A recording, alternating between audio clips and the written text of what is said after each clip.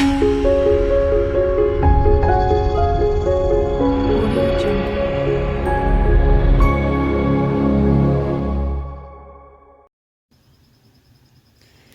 everyone. Okay, so in this series we're going to go over the houses. All right, I do want to point out a few things before we get into the houses. First, you need to know your zodiac signs. So if you haven't watched my videos in regards to the zodiac signs, I do advise you to do so that you can understand more of the meanings of the houses.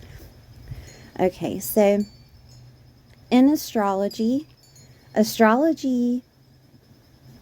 starts with their own zodiac calendar, and this would be Aries.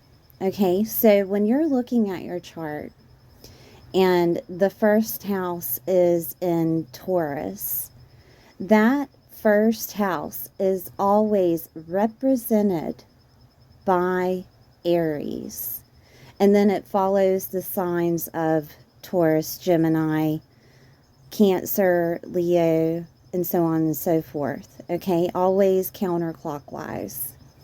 But I wanted to explain this to you so that you would understand that astrology seems difficult, but really it's only alchemizing the energies of the zodiac signs.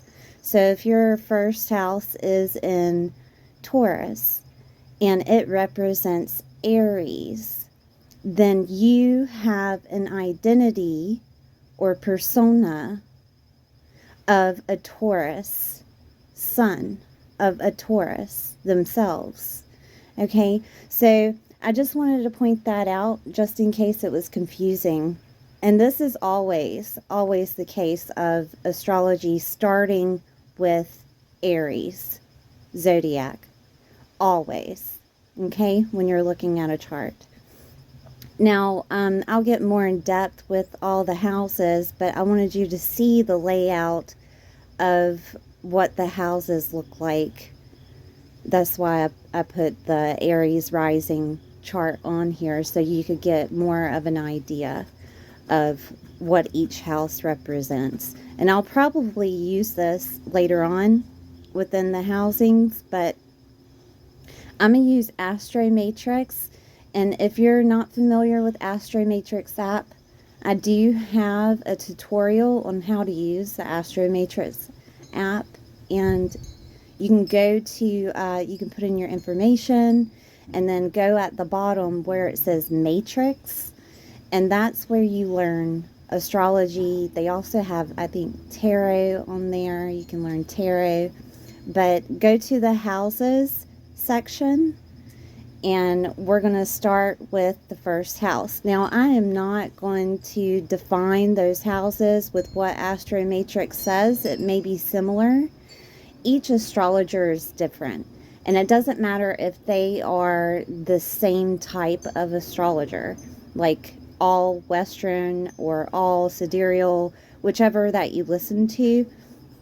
Each astrologer is different, and they have their own definitions of each house, each sign, and to me it's unique, right? So I've listened and read so many interpretations that I've come up with my own interpretation, right? So I hope you enjoy this, and I will go through the houses with you and see you soon.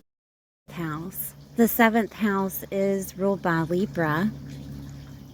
Libra's planet ruler is Venus. Okay, so the 7th house is your marriage partners.